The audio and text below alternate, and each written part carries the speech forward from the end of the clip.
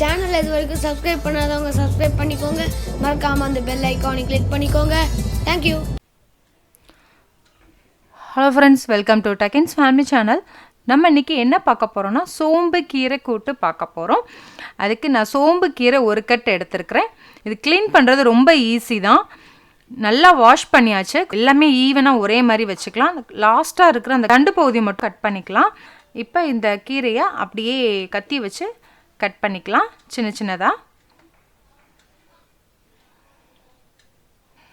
கீரையிலே ரொம்ப ஈஸியாக க்ளீன் பண்ணுறதுன்னு பார்த்துக்கிட்டிங்கன்னா சோம்பு கீரை மட்டும்தான்.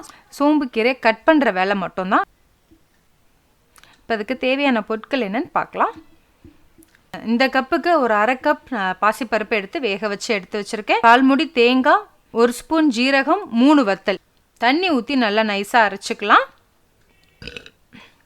ஒரு தக்காளி, ஒரு பெரிய வெங்காயம் கட் பண்ணி வச்சுருக்கிறேன்.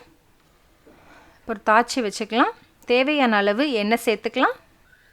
பொதுவாக எந்த கீரைக்குமே நான் கடுகு சேர்க்க மாட்டேன், ஜீரகம் மட்டும்தான் சேர்த்துக்குவேன். நான் 1 ஸ்பூன் ஜீரகம் சேர்த்துக்கிறேன்.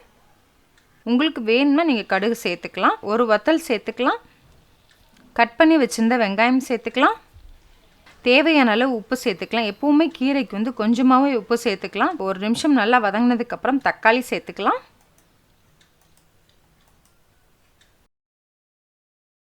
வெங்காயம் தக்காளி 2 நிமிஷம் நல்லா வதங்கிடுச்சு.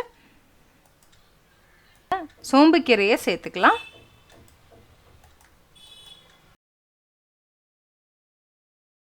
ரெண்டு நிமிஷம் தண்ணி சேர்க்காம நல்லா வதக்கிக்கலாம். 2 நிமிஷம் கழித்து அரைச்சி வச்சுருந்த தேங்காய் பேஸ்ட்டை சேர்த்துக்கலாம்.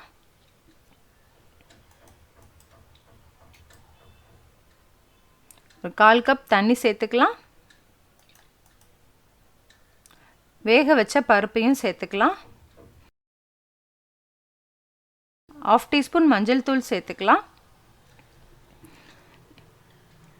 தேங்காய், பருப்பு, கீரை எல்லாம் சேர்த்து ஒரு 5 நிமிஷம் நல்லா குக் ஆகட்டும். 5 நிமிஷம் கழித்து பார்ப்போம். இப்போ பார்க்குறது ஒரு கரெக்டாக 5 நிமிஷம் கழித்து பார்க்குறோம். பொதுவாக இந்த சோம்பு கீரைக்கு இந்த சோம்பு ஸ்மெல் வரும். சோம்போட ஸ்மெல் பிடிக்கலன்னா கொஞ்சமாக புளி சேர்த்து கூட வேக வச்சுக்கலாம். அந்த புளி சேர்த்து வேக வைக்கும்போது அந்த அளவுக்கு சோம்போட ஸ்மெல் வராது. நான் இன்றைக்கி புளி சேர்க்கலை. புளி சேர்த்துட்டும் வச்சுக்கலாம். ரொம்ப டேஸ்ட் நல்லாயிருக்கும். புளி சேர்க்காமலும் நல்லாயிருக்கும். நெல்லிக்காய் சைஸ் புளி மட்டும் தண்ணியில் ஊற வச்சு புளி தண்ணி சேர்த்துக்கலாம். இப்போ சர்விங் பவுலுக்கும் மாற்றியாச்சு. சோம்பு கீரை கிடச்சிச்சின்னா இந்த மாதிரி நீங்களும் செஞ்சு பாருங்கள். செஞ்சு பார்த்துட்டு ஃபீட்பேக் சொல்லுங்கள். தேங்க்யூ.